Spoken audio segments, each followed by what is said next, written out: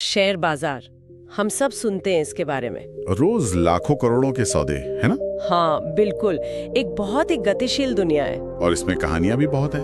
कोई रातों रात अमीर बन गया तो किसी ने अपनी पूरी जमा पूंजी कमा दी। हाँ, ये दोनों तरह की बातें सुनने को मिलती हैं। तो मन में सवाल उठता है, क्या ये सब सिर्फ किस्मत की बात है या फिर शेयर बाजार में मतलब लगातार कामयाब होने का कोई तरीका भी है, कोई भरोसेमंद तरीका? आज हम इसी सवाल की तह तक जाने की कोशिश कर रहे हैं और हमारे साथ है ब्रूस ग्रीनवॉल्ड का नजरिया, उनकी किताब वैल्यू इन्वेस्टिंग से। जी, ग्रीनवॉल्ड जो कोलंबिया यूनिवर्सिटी में पढ़ाते हैं और वैल्यू इन्वेस्टिंग के बहुत बड़े एक्सपर्ट माने जाते हैं। हाँ, तो आज हम यही समझेंगे कि ग्रीनवॉल्ड के वैल्यू इन्वेस्टिंग के जो मुख्य सिद्धांत हैं वो क्या है और क्या ये हमें बाजार के इस रोज के शोर से ऊपर उठकर देखने में मदद कर सकते हैं। बिल्कुल, कोशिश यही रहेगी। चलिए तो फिर शुरू करते हैं।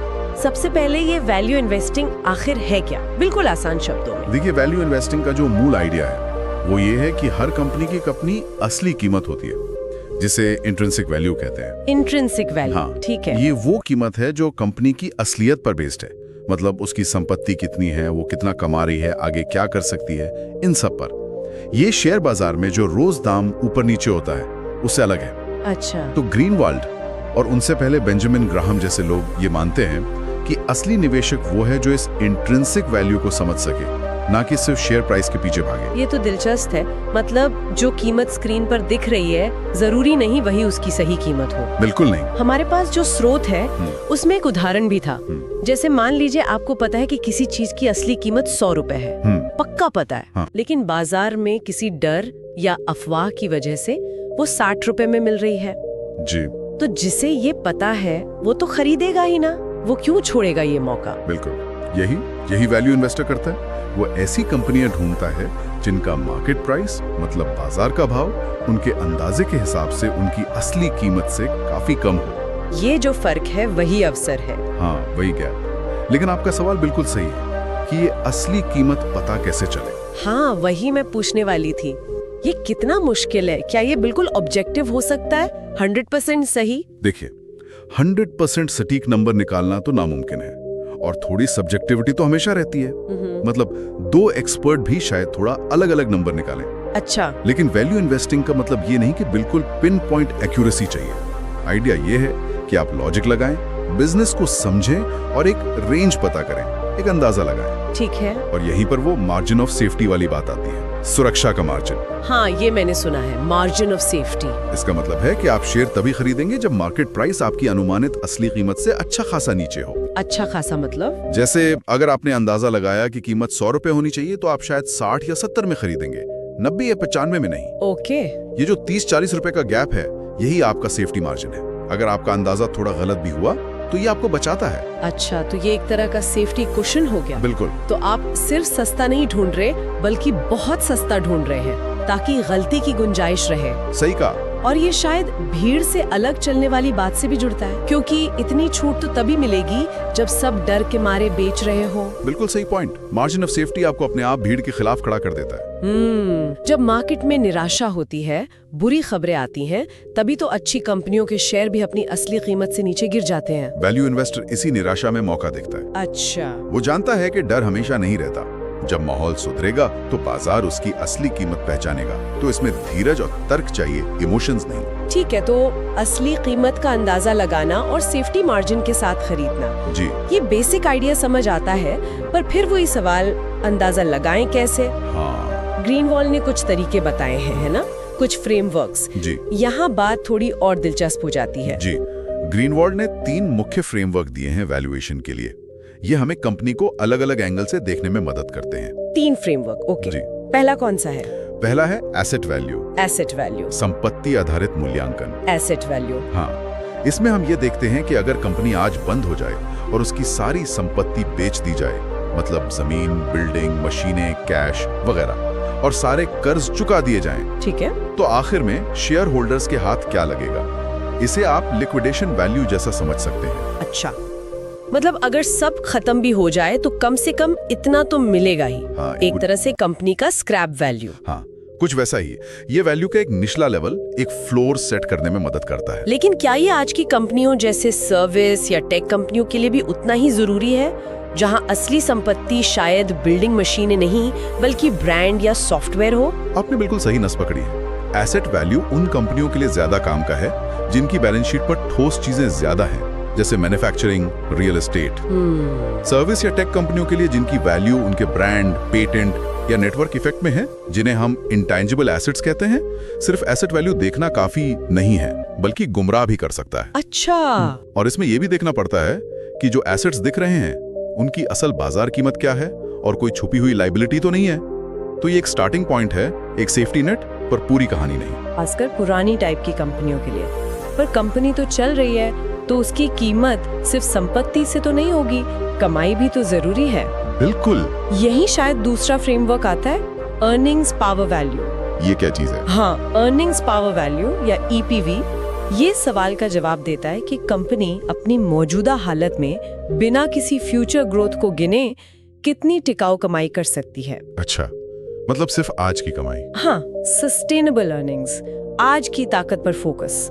आइडिया ये है कि कंपनी की वैल्यू उसकी आज की कमाई की ताकत से आनी चाहिए, न कि भविष्य के हवाई वादों से। ठीक है। इसे निकालने के लिए हम कंपनी की एक औसत नॉर्मल कमाई लेते हैं, मतलब किसी एक साल के उतार चढ़ाव को हटाकर और से कैपिटल की कॉस्ट से डिवाइड करते हैं। ओके, नॉर्मल कमाई। हाँ, नॉर्मलाइज्ड अर्निंग्स। ये बताता है कि अगर कंपनी बस ऐसे ही चलती रहे तो उसकी कमाई की आज क्या कीमत है। तो ईपीवी एक तरह से काफी कंजर्वेटिव तरीका हुआ। ये भविष्य की बड़ी ग्रोथ स्टोरीज पर भरोसा नहीं करता। हाँ, कह सकते हैं जमीन पर रहता है। लेकिन ये कमाई को नॉर्मलाइज करना मुश्किल नहीं होता होगा। जैसे कोई इंडस्ट्री ऊपर नीचे होती रहती है या किसी साल कोई वन टाइम बड़ा फायदा या नुकसान हो गया। हाँ, ये ईपीवी की सबसे बड़ी चुनौती है, नॉर्मलाइजेशन। आपको पिछले कई सालों के रिजल्ट देखने पड़ते हैं, इंडस्ट्री साइकिल समझना पड़ता है, कोई एक्स्ट्रा ऑर्डिनरी आइटम हटाना पड़ता है, तब जाकर एक नॉर्मल कमाई का अंदाजा लगता है। इसमें जजमेंट लगता है। लेकिन ईपीवी का मकसद ही यही है, कंपनी की असली मौजूदा कमाई की ताकत को समझना। ठीक है, ये उन कंपनियों को ढूंढने में मदद कर सकता है जो शायद दिखने में ग्लैमरस ना हो पर कमाई अच्छी और स्थिर हो। बिल्कुल। ये तो ठीक है, पर दुनिया तो ग्रोथ के पीछे भागती है। हर कोई अगली बड़ी चीज ढूंढ रहा है। अगर कोई कंपनी सच में तेजी से बढ़ने वाली है तो क्या ईपीवी उसकी कीमत बता पाएगा? अच्छा सवाल है। क्या ग्रीनवॉल्ड ग्रोथ को बिल्कुल ही इग्नोर करते हैं? यहाँ तीसरा framework, growth value. Growth value कैसे आता है? नहीं, ग्रीनवॉल ग्रोथ को इग्नोर नहीं करते, पर वो इसे लेकर बहुत सावधान रहने को कहते हैं। अच्छा। ग्रोथ वैल्यू फ्रेमवर्क इसी फ्यूचर ग्रोथ को आंकने की कोशिश करता है। इसमें हम अंदाजा लगाते हैं कि कंपनी आगे कितनी तेजी से और कब तक बढ़ेगी और उस ग्रोथ की आज क्या कीमत है। ठीक है। लेकिन यही सबसे बड़ा रिस्क है।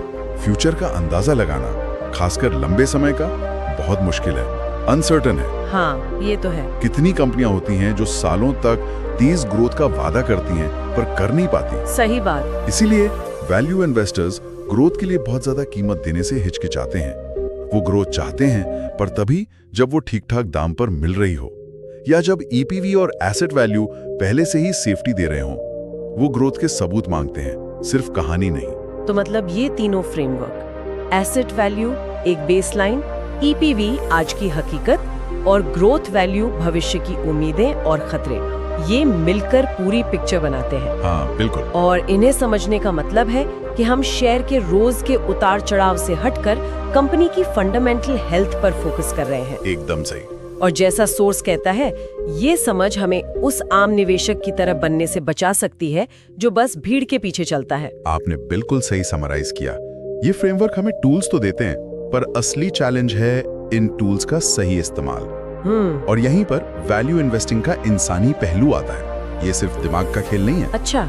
जैसा सोर्स जोर देता है, इसमें कामयाब होने के लिए 3 खास चीजें चाहिए: धैर्य, अनुशासन और हिम्मत। धैर्य, अनुशासन और हिम्मत सुनने में तो अच्छे लगते हैं, पर असल मार्केट में इन्हें फॉलो करना कितना मुश्किल होता होगा। धैर्य क्यों? धैर्य इसलिए क्योंकि मान लीजिए आपने एक अच्छी कंपनी ढूंढ ली जो अपनी असली कीमत से काफी सस्ती मिल रही है। हाँ। पर जरूरी नहीं कि मार्केट उसे तुरंत पहचान ले। हो सकता है मार्केट महीनों या सालों तक उसे इग्नोर करे। ओहो। उस दौरान आपको अपनी रिसर्च पर टिके रहना होगा। रोज शेयर का दाम ना बढ़ता देखकर घबराना नहीं होगा। ये धीरज का टेस्ट है। समझ गए। और अनुशासन? अनुशासन मतलब अपनी स्ट्रैटेजी पर बने रहना। मान लीजिए आपने नियम बनाया है कि आप सिर्फ कम कर्ज वाली और अच्छी ईपी वाली कंपनी लेंगे। ठीक है। लेकिन मार्केट में कोई दूसरा सेक्टर हॉट है, सब वहीं पैसा लगा रहे हैं। क्या आप अपना नियम तोड़ देंगे या टिके रहेंगे? यही अनुशासन है, अपनी चेकलिस्ट फॉलो करना, भावनाओं में ना बहना। और हिम्मत, ये तो शायद सबसे मुश्किल। हाँ, हिम्मत शायद सबसे ज्यादा चाहिए, खासकर तब जब आप भीड़ के खिलाफ जा रहे हो। सोचिए, सब एक स्टॉक के पीछे हैं, सारे एनालिस्ट खरीदने को कह रहे हैं, पर आपका एनालिसिस कहता है कि वो महंगा है। या उल्टा, सब एक कंपनी को बुरा भला कह रहे हैं, शेयर गिर रहा है, पर आपका एनालिसिस कहता है कि प्रॉब्लम टेम्पररी है, कंपनी में दम है। हाँ, मुश्किल सिचुएशन है। ऐसी हालत में अपनी रिसर्च पर भरोसा करके मार्केट के ओपिनियन के खिलाफ जाकर खरीदना या होल्ड करना, इसके लिए हिम्मत चाहिए। अकेले खड़े होने जैसा है ये। सही बात है। लोग आपको गलत साबित करने की कोशिश करेंगे, मजाक उड़ा सकते हैं, उस प्रेशर को झेलना ही हिम्मत है। मैं सोच सकती हूँ, एक तरफ वो चमकदार स्टॉक्स हैं जिनकी हर तरफ चर्चा है, नई नई कहानियां हैं। हाँ। और दूसरी तरफ वो अकेला वैल्यू इन्वेस्टर जो चुपचाप उन छुपे हुए रत्नों को ढूंढ रहा है जिन्हें कोई पूछ नहीं रहा। बिल्कुल। शायद वो बोरिंग कंपनियां हैं या किसी मुश्किल से गुजर रही हैं, पर वैल्यू इन्वेस्टर ने उनकी छिपी हुई चमक देख ली है। सही। उसे भरोसा है कि देर सवेर बाजार इसे पहचानेगा। और ये अनुशासन और हिम्मत ही उसे सेफ्टी मार्जिन के साथ खरीदने का मौका देते हैं, जब दूसरे डरे हुए हैं या लालच में हैं। आपने बिल्कुल सही तस्वीर खींची, और यही वैल्यू इन्वेस्टिंग का मतलब असली इनाम है। जैसा सोच कहता है, सच्चा निवेश वो है जिसमें रिस्क कम और रिटर्न ज्यादा हो। रिस्क कम और रिटर्न ज्यादा, ये तो उल्टा लगता है। आमतौर पर तो मानते हैं कि ज्यादा रिटर्न के लिए ज्यादा रिस्क लेना पड़ता है। हाँ, आम धारणा यही है, लेकिन वैल्यू इन्वेस्टिंग इसे पलट देता है। कैसे? जब आप किसी चीज को उसकी असली कीमत से बहुत कम पर खरीदते हैं, मार्जिन ऑफ सेफ्टी के साथ, तो आपकी नीचे गिरने का रिस्क मतलब डाउनसाइड रिस्क अपने आप कम हो जाता है। अच्छा। और जब मार्केट उसकी सही कीमत पहचानता है, तो आपके मुनाफे का पोटेंशियल, अपसाइड पोटेंशियल बढ़ जाता है। तो लक्ष्य है कम रिस्क पर अच्छा रिटर्न। ठीक है। ये कोई गेट रिच क्विक स्कीम नहीं है, ये समझदारी से धीरे धीरे और सेफ तरीके से वेल्थ बनाने का तरीका है, अगर सही से किया जाए। तो कुल मिलाकर ब्रूस ग्रीनवॉल्ड के नजरिए से जो हमने आज वैल्यू इन्वेस्टिंग को समझा, उससे एक बात तो साफ है जी, कि शेयर बाजार सिर्फ अंदाजे या किस्मत का खेल नहीं है। ये धैर्य, अनुशासन और सबसे जरूरी समझदारी का सफर है। बिल्कुल। अगर हम कंपनी की असली कीमत को समझना सीख लें, उसकी asset value, earnings power value, growth value और मार्जिन ऑफ सेफ्टी का ध्यान रखें, हाँ, तो मार्केट के रोज के शोर शराबे में भी हमें एक क्लियर रास्ता मिल सकता है। हाँ। और ग्रीनवॉल्ड का जो सेंट्रल मैसेज है वो भी यही है। सरल शब्दों में कहें तो धैर्य रखो, डिसिप्लिन में रहो और हमेशा वैल्यू ढूंढो, क्योंकि असली दौलत शॉर्टकट से नहीं, समझदारी से मिलती है। बहुत खूब। ये एक सबक है जो सिर्फ शेयर बाजार नहीं, शायद जिंदगी के कई फैसलों पर लागू होता है। बिल्कुल सही कहा। ये वाकई एक गहरी सोच है। और इसी सोच को आगे बढ़ाते हुए मैं आखिर में एक सवाल छोड़ना चाहूंगी। जरूर। अगर हम मानते हैं कि वैल्यू इन्वेस्टिंग का मतलब है उन कंपनियों को खोजना जो अंडर वैल्यूड है, जिनकी कीमत उनकी असली वैल्यू से कम है जी, तो फिर ऐसी कौन सी आम सोच या मार्केट की भावनाएं या हमारे अपने दिमागी झुकाव हो सकते हैं जो ज्यादातर लोगों को उन कंपनियों की असली छिपी हुई कीमत देखने से रोकते हैं? अच्छा सवाल है। मतलब ऐसी कौन सी बातें हैं जो हमें किसी कंपनी की अनदेखी गई ताकत को पहचानने नहीं देती? इस पर सोचिएगा जरूर।